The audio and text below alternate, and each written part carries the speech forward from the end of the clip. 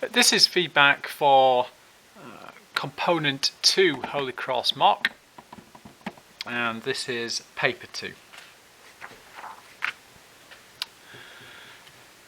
So on the first page, question 1, describe what happens to chromosomes in meiosis. Right, this is a gift really. Chromosomes and meiosis are the key things there, and we only have to describe what happens. So say what happens to the chromosomes in the process of meiosis. What do the chromosomes do in meiosis? What would you see if you saw meiosis? That sort of thing. And if we look in a textbook, well, we see exactly what happens. We see the chromosomes become visible. We see them forming homologous pairs, crossing over, attaching to the spindle at the equator, moving in anaphase. It's going this way around strangely. Anaphase moving towards the poles as the homologous pair, and that's in meiosis 1, and in meiosis 2 we see the chromatids separating at the centromere and the chromatids going to each pole. So that's what you are trying to explain for 6 marks, and it shouldn't be too difficult. If I summarize those, so chromosomes condense and become visible. Chromosomes associate in homologous pairs, crossing over, attach to spindle fibers by their centromere at the equator.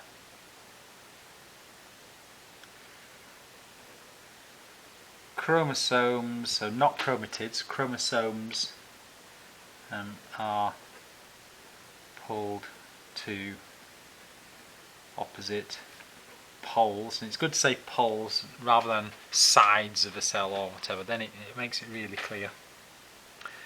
And then in the meiosis 2, then the same, a lot of the same stuff happens. There won't be homologous pairs, there'll only be one, but they essentially the chromatids separating. So in the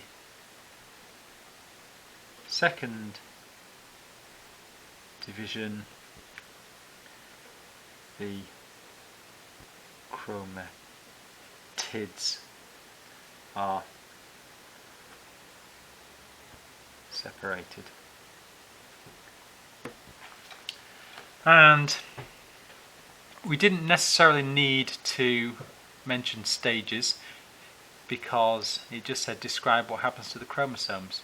You could have put the stages, but beware that this needed to be in the right order really. So if you associated the actions of the chromosomes with the wrong stage, then you might be penalised for that.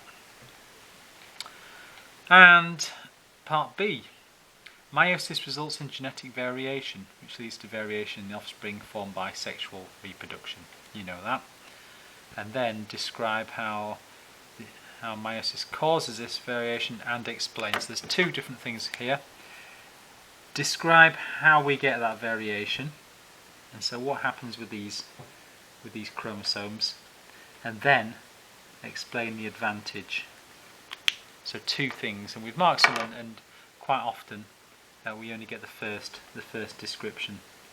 So we've mentioned it already, and I've shown you the diagram. Crossing over at chiasma or chiasmata. That could cause variation. How else could we get variation in meiosis?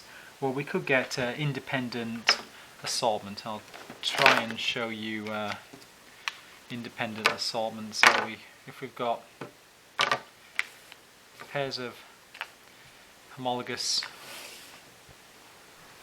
chromosomes there, well, these two could go like that to the poles, or alternatively they could go like that, or I can't remember even what I did. They could go that way, so lots of different ways that those could go. And if you imagine doing that with all of your homologous pairs, that does introduce a lot of mixing and variation. So independent assortment or segregation. Assortment of chromosomes.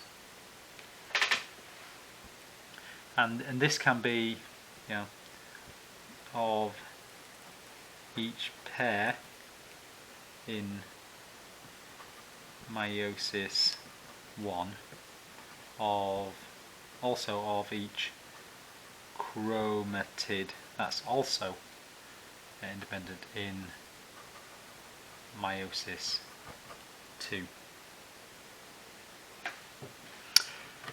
And then we need to explain the advantage. Well, it's the usual thing with the variation, and you remember your classic examples, peppered moths or salamanders or whatever. And then we go, right, well, some, as a result of this variation, some individuals are better suited to the environment, better adapted. These survive, reproduce, and pass on the alleles that allow them to be better adapted. So pass on their advantageous alleles to their offspring. And why is this an advantage? Well, the environment may change, or there may be diseases that come and go, and this variation will quite often produce some individuals that are better camouflaged or can resist diseases, or that's it. So this allows for changing conditions or changing environment.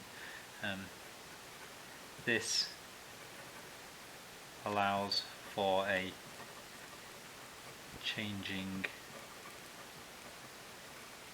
environment, or an example there.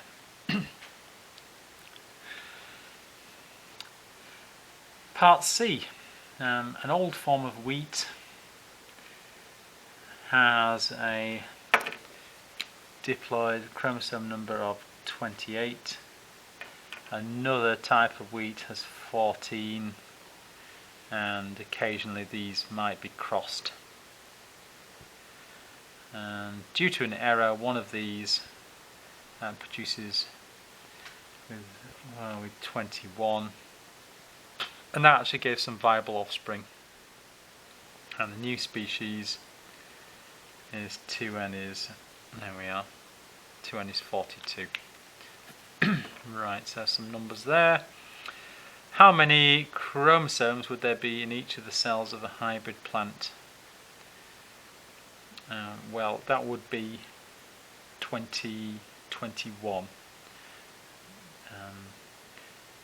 It actually sort of tells you there, doesn't it, really? 21. Or you could have in each, how many chromosomes would there be in each of the cells of the hybrid? So it's really a an average of those two. Okay, explain why Triticum aestivum is fertile whilst the majority of hybrid plants were not. Right, we're on traditional sort of territory now, so this is quite a common exam question. If it all boils down to, in meiosis, we've got homologous pairs which then can separate and produce gametes. If we've just got one there, well, one can't form a pair or a bivalent, or indeed if we had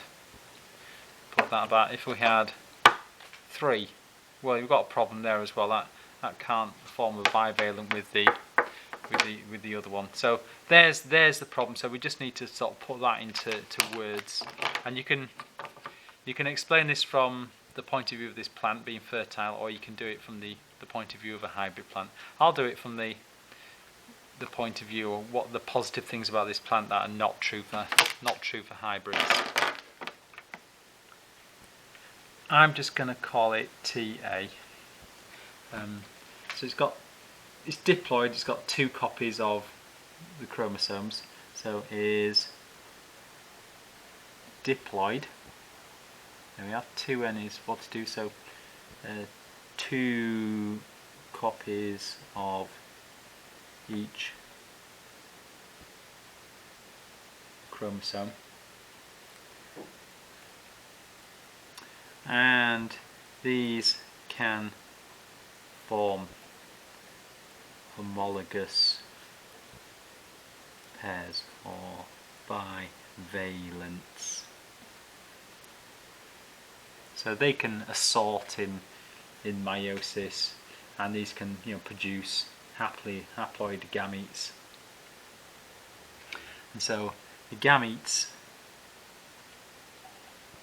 receive a copy of every chromosome.